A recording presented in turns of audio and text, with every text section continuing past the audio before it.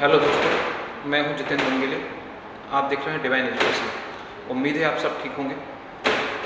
मैं पिछले 22 सालों से एमसी एंट्रेंस में आने वाली मैथमेटिक्स पढ़ाता हूं, जिसको मैं बेसिक लेवल से एडवांस लेवल तक सारे टॉपिक कवर करता हूं। कोई भी टॉपिक है बेसिक से अपन स्टार्ट करते हैं, फिर धीरे धीरे उसमें लेवल बढ़ाते जाते हैं और एडवांस लेवल तक जो नेमसेट का लेवल है या अदर कॉम्पिटिटिव एग्जाम का लेवल है एमसीए के, उन सबको कवर करते हैं।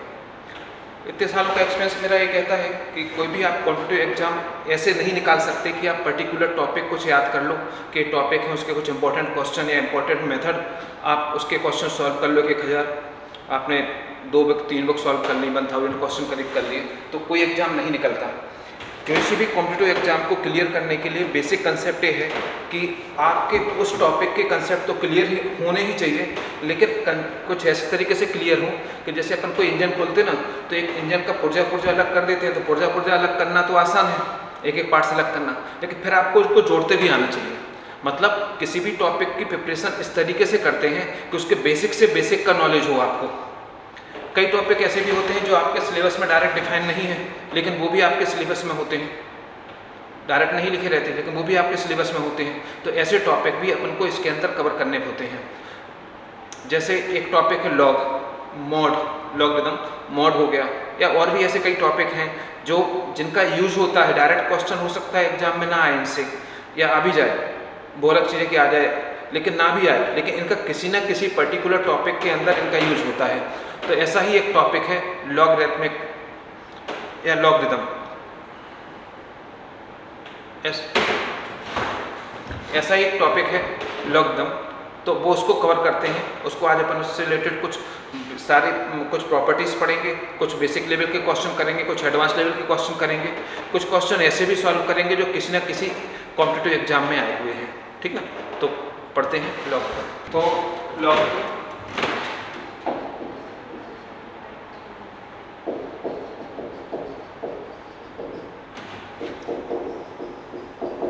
लॉगरिथमिक फंक्शन, जिसे लॉग भी बोलते हैं सिंपल लैंग्वेज में। तो लॉग क्या होता है, सबसे पहले इसे नोट करते हैं LOG से। यहाँ B होता है, यहाँ A होता है। B इज कॉल्ड बेस और A इज कॉल्ड आर्गुमेंट। हमेशा लॉग बिना बेस और बिना आर्गुमेंट के लॉग डिफाइन ही नहीं हो सकता। बेस होना भी कंपलसरी है और आर्गुमेंट होना भी। अगर किसी क्वेश्चन में आपका कुछ ऐसा लिखा है एग्जाम्पल कि log 2 कोई बेस नहीं दिया है, तो इसका मतलब है कि इसका नेचुरल बेस है। log का जो नेचुरल बेस होता है उसे E से रिप्रेजेंट करते हैं। E इज कॉल्ड एक्सपोनेंशियल, जिसकी वैल्यू होती है 2 पॉइंट समथिंग, 2 और 3 के बीच में होती है 2.761 समथिंग। तो log का अगर कोई बेस क्वेश्चन में नहीं दिया है तो इसका मतलब है उसका बेस E है बाय डिफॉल्ट। मतलब बिना बेस और बिना आर्गुमेंट के कोई लॉग हो ही नहीं सकता। अब लॉग तभी डिफाइन होता है, जब A ग्रेटर देन 0 हो, B ग्रेटर देन 0 हो and B not equal to 1 हो। मतलब लॉग को आप तभी डिफाइन कर सकते हैं, लॉग की वैल्यू तभी फाइंड आउट कर सकते हैं जब आर्गुमेंट पॉजिटिव होना चाहिए और जो बेस है वो भी पॉजिटिव हो, लेकिन बेस कभी भी 1 ना हो। अगर बेस 1 है तो उसके लिए डिफाइन नहीं है। इसकी कुछ प्रॉपर्टीज होती हैं। फर्स्ट प्रॉपर्टी है कि log m इंटू m, मतलब log में 2 वैल्यू अगर मल्टीप्लाई में, इसका कोई बेस नहीं तो नेचुरल बेस ही है, तो log m plus log n। Suppose इसका बेस b होता तो यहाँ भी b आता, यहाँ भी b ही आता, दोनों के बेस सेम ही आते। मतलब 2 और more than 2 value in multiplication form present in argument of log, then answer is sum of these value in log form. Similarly log अगर m by n है तो इसका होगा log m minus log n।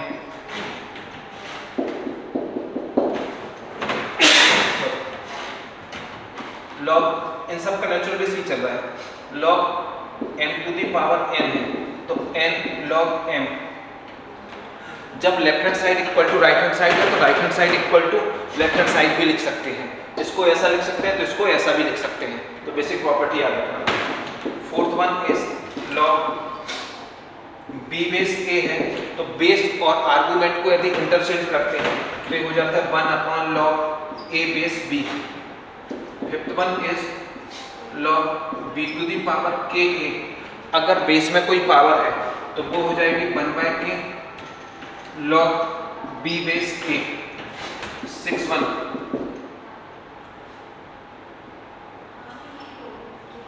log b base a equal to c है, तो इसका मतलब हुआ a equal to b to the power C.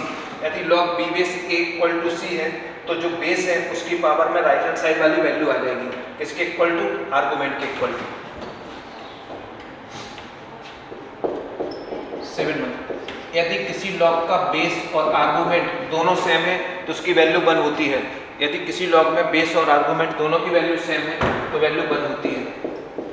8 log 1 चाहे बेस कुछ भी हो, log 1 की वैल्यू 0 होती है। चाहे आपका बेस a हो, b हो, e हो, कुछ भी हो तो 0 होती है।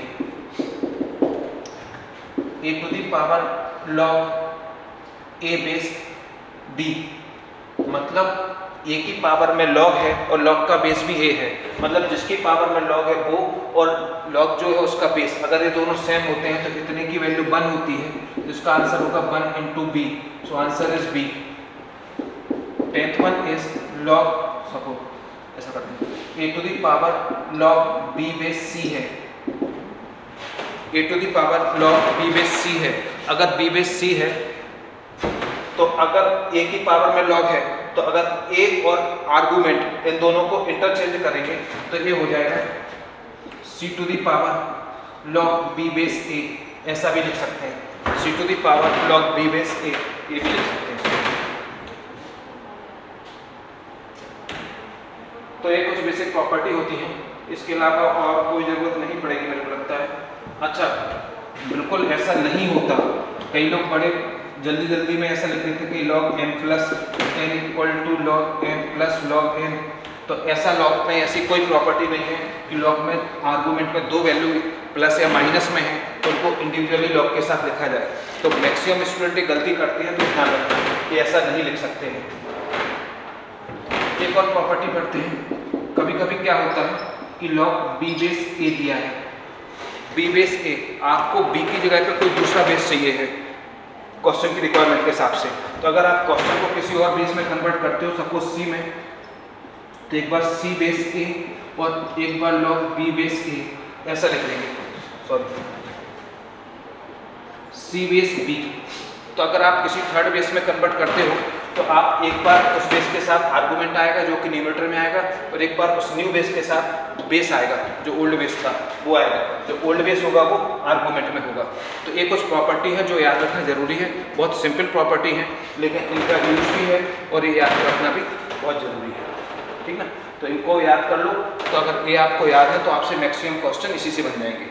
आप डिस्कस करते हैं कि इन प्रॉपर्टी का यूज कैसे करते हैं। लॉग से रिलेटेड कुछ लॉग की प्रॉपर्टी के बेस पे कुछ क्वेश्चन सॉल्व करते हैं। ये ऐसे क्वेश्चन हैं जो किसी भी कॉम्पिटिटिव एग्जाम में आ सकते हैं या इनमें से कोई आया भी है, तो बिल्कुल बेसिक है। आपके अगर कंसेप्ट क्लियर है तो आप इन क्वेश्चन को कर पाओगे, अदरवाइज मुश्किल है। सो सॉल्यूशन नंबर फर्स्ट, पहला क्वेश्चन दिया है log 2 base x minus 1 equal to 1। जब आप ऑब्जेक्टिव क्वेश्चन सॉल्व करते हो तो क्वेश्चन हमेशा ऑप्शन को देख के सॉल्व किया जाता है, जैसे ऑप्शन है उसके अकॉर्डिंग ही क्वेश्चन सॉल्व किया जाता है। तो ऑप्शन में अगर आपको इसको सॉल्व करना है, पहली चीज़ तो ये है कि किसी भी इक्वेशन को सॉल्व करने का मतलब ये हुआ कि उस इक्वेशन में जो वेरिएबल गिवन है उस वेरिएबल की वैल्यू फाइंड आउट करनी है। तो इस इक्वेशन में वेरिएबल x गिवन है तो x की वैल्यू फाइंड आउट करनी है, मतलब यहाँ पे आपसे पूछा गया है कि x इक्वल टू क्या होगा, ठीक ना। x की वैल्यू पूछी है कि x इक्वल टू क्या होगा, चार ऑप्शन है। तो क्वेश्चन दिया है लॉग के फॉर्म में, आंसर में लॉग नहीं है, इसका मतलब है कि लॉग को रिमूव करना है। अब लॉग को रिमूव करने का जो तरीका होता है, कभी भी इक्वल टू में कोई कांस्टेंट दिया हो तो मैं बताता हूँ तरीका क्या होता है। Given log 2 base x minus 1 equal to 1, तो आपको क्या करना है कि कभी भी लॉग वाली वैल्यू दी हो और इक्वल टू में कोई कांस्टेंट हो तो हमेशा इस प्रॉपर्टी का यूज करते हैं कि log b base a equal to c है, so a equal to b to the power c, so x minus 1 equal to 2 to the power 1, so x square minus x equal to 2, so x square minus x minus 2 equal to 0। ठीक है, समझ में आया? ये आ गया आपका quadratic equation बन गई। क्वाड्रेटिक इक्वेशन बन गई तो इसके रूट्स निकालेंगे, जो रूट्स निकालेंगे वही आपका आंसर होगा। तो हमेशा आपको इस प्रॉपर्टी का यूज करना है जब भी इक्वल टू में लॉग के इक्वल टू में कोई कांस्टेंट हो। So x square minus 2x plus x minus 2, ऐसे दो नंबर जो प्लस माइनस करने पे माइनस एक्स है और मल्टीप्लाई करने पे माइनस 2x स्क्वायर है, तो इन दोनों का मल्टीप्लाई करोगे तो माइनस 2x स्क्वायर आएगा और इसमें से माइनस होगा तो माइनस एक्स आएगा। पेयर बनाएंगे x minus 2 plus 1 x minus 2, तो यहाँ से x की दो वैल्यू निकली, एक निकली -1 और एक निकली 2। आपका जो सही आंसर राइट आंसर वो है 2। -1 क्यों नहीं? -1 अगर आप रखोगे तो क्या हो जाएगा -2। -1 अगर आप यहाँ पुट करते हो तो लॉग कैसा आ जाएगा? लॉग आ जाएगा नेगेटिव। लॉग नेगेटिव आ जाएगा तो लॉग नेगेटिव के लिए तो नॉट डिफाइंड है, माने x इक्वल टू -1 नहीं है। -1 पुट करोगे तो -1 -2 तो प्लस 2 बनाए एक प्लस 1 था तो प्लस 1 था तो -1 और 2 है तो 2 आपका करेक्ट आंसर है। तो -1 भी हो सकता है इसमें, अगर यहाँ पे +1 होता तो प्रॉब्लम हो जाती, तो ये आंसर नहीं आता। ठीक है, तो इसके लिए इस क्वेश्चन के लिए आंसर क्या है? 2 है।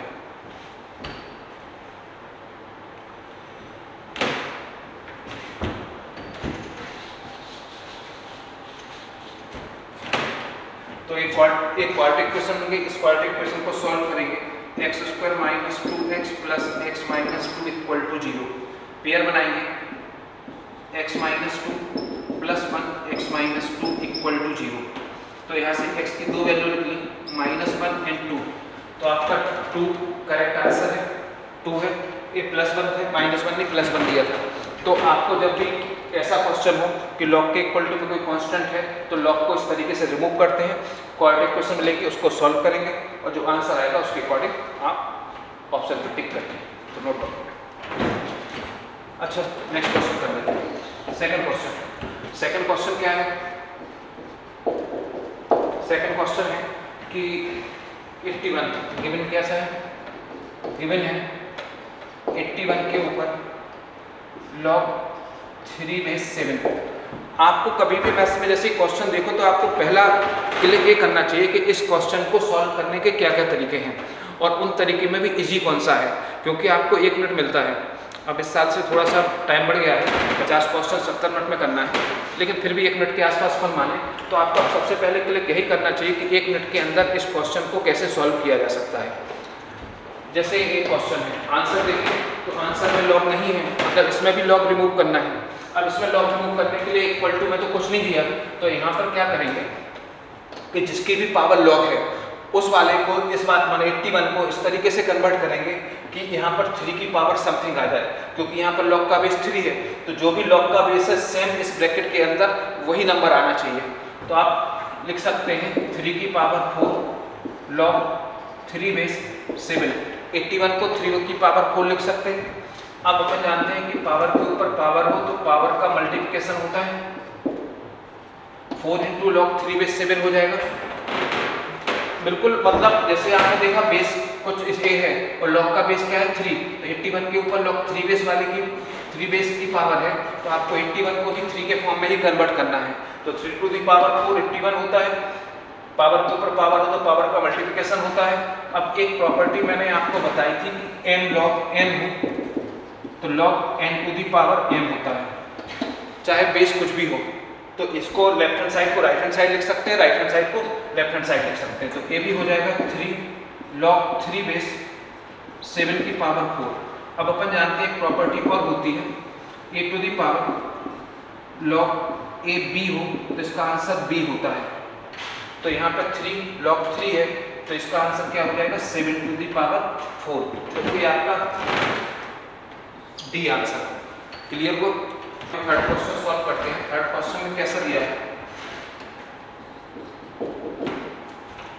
थर्ड क्वेश्चन में कांस्टेंट के ऊपर x की पावर है, जो आंसर आ रहा है वो लॉग के फॉर्म में आ रहा है, मतलब क्वेश्चन में लॉग नहीं दिया है, आपको आंसर में लॉग है, तो उसके लिए क्या करेंगे? Given 3 to the power x 4 to the power x minus 1।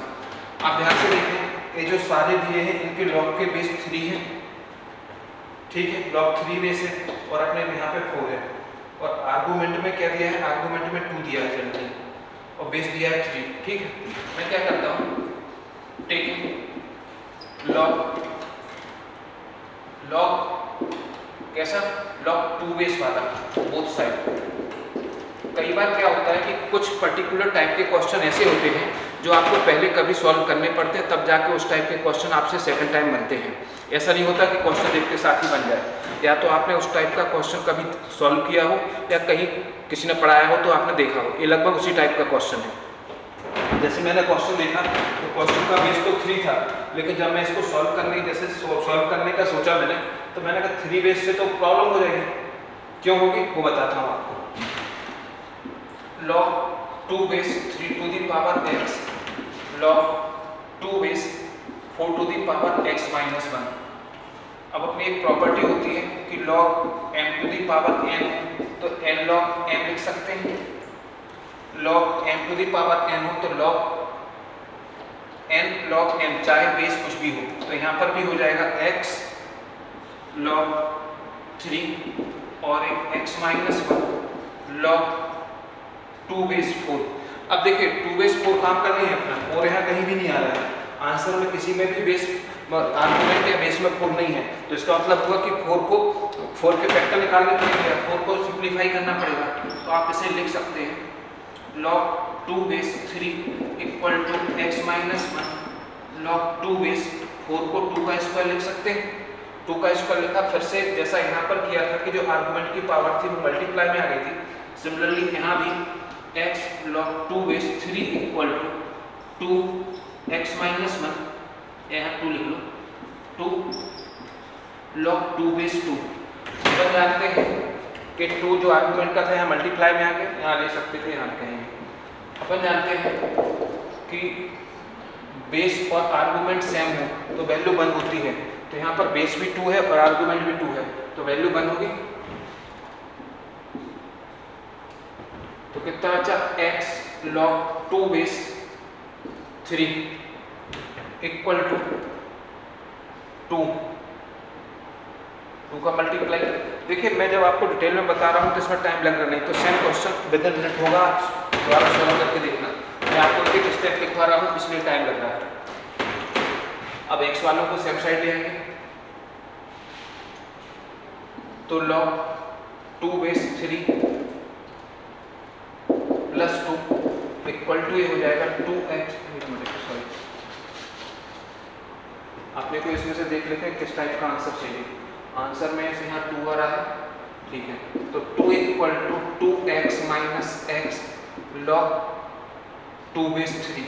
देखिए सिंगल 2 है यहाँ पे 2 माइनस log 3 बेस 2 है, यहाँ पे 2 log 3 बेस 2 है, तो जैसी रिक्वायरमेंट होती है वैसे निकालते हैं।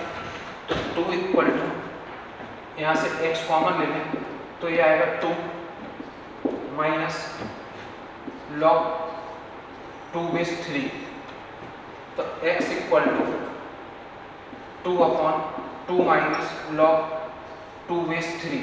अरे अपना सिंप्लीफाई करने पे अभी चेक करना पड़ेगा कि ऐसा कुछ यहाँ दिख भी रहा है कि नहीं है जी।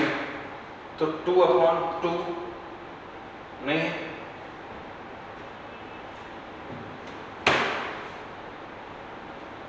कुछ भी नहीं दिख रहा है ऐसा। जब ऐसा नहीं दिख रहा तो आपको लाना, आंसर तो अपना तो सही किया अपन ने, तो आंसर लाना पड़ेगा। अब आप ध्यान से देखते हैं सभी लॉग के बेस जो हैं वो 3 है, लॉग के बेस 3 है, जबकि अपने ब्लॉक का बेस क्या है 2 है, तो इस log 2 बेस को 3 बनाना पड़ेगा। तो जब बेस और आर्गुमेंट को इंटरचेंज करते हैं तो एक प्रॉपर्टी होती है log b बेस a हो तो 1/log a बेस b होगा। जब लॉग और आर्गुमेंट को इंटरचेंज करते हो तो 1/, लिखते हैं, तो ये हो जाएगा x equal to 2/2 minus 1/log 3 base 2। ये आपका बेस और आर्गुमेंट इंटरचेंज हो गए, तो आपका आंसर क्या, यहाँ एलसीएम लोगे तो यहाँ चला जाएगा और नीचे वाली वैल्यू ऊपर चली जाएगी। तो x इक्वल टू आ गया 2 log 3 base 2 upon 2 log 3 base 2 minus 1। ये आपका आंसर आ गया। ये कौन सा आंसर है, 2 log 3 base 2 log 3 base 2 minus 1। Answer D is correct answer. तो आपने क्या किया, आपने पहले तो जब जैसे ही कांस्टेंट के ऊपर x की पावर थी तो दोनों साइड लॉग लिए, लॉग लेने के बाद इसको सॉल्व किया, पूरा सॉल्व हो गया, x की वैल्यू निकाल ली थी। लेकिन ये वाला आंसर आपके 4 ऑप्शन से मैच नहीं कर रहा था, और जब तक ऑप्शन से मैच नहीं करे तब तक आपने कितना भी सही किया हो कोई काम का नहीं। जैसे मैंने ऑप्शन देखे तो बेस 3 था, अपना आ रहा था बेस 2, तो इसका मतलब ये, और आर्गूमेंट में 3 आ रहा था, तो इसका मतलब क्या हुआ कि आर्गूमेंट और बेस को इंटरचेंज करना पड़ेगा। तो मैंने इंटरचेंज कर दिया, जिसके लिए इस प्रॉपर्टी का यूज किया और एलसीएम लिया, तो ये चीज़ यहाँ चली गई और नीचे से ऊपर यहाँ पर आ गई, और आपका एक ही स्टेप में आंसर आ गया। तो सिंपल है, लेकिन आपको जितनी ज़्यादा प्रैक्टिस करोगे उतना समझ में आएगा। तो जब तक आप डिफरेंट टाइप के या डिफरेंट वेराइटी के क्वेश्चन सॉल्व नहीं करोगे, तब तक 2 क्वेश्चन या 4 क्वेश्चन करने से कुछ नहीं होता है, और ना ही आपके कंसेप्ट क्लियर होंगे, और ना ही आपको कॉन्फिडेंस ला पाओगे कि क्वेश्चन देख के ही आप बता दो कि इसको सॉल्व कैसे करना पड़ता है। तो ये तो मैं हमेशा कहता हूँ, ये तपस्या है। ये ऐसे नहीं होता कि आपने 2-4 क्वेश्चन किए और हो जाए। ये तपस्या है, धीरे धीरे स्टेप बाय स्टेप आपको समझ में आएगा। टाइम देना पड़ेगा, पेशेंस रखना पड़ेगा और कॉन्फिडेंस भी रखना पड़ेगा। तो मोटो